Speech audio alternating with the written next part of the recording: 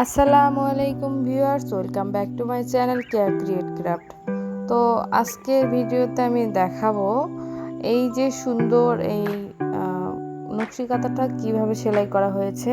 খুবই সিম্পলভাবে কিন্তু অনেক সুন্দর এবং গর্জিয়াস লাগছে।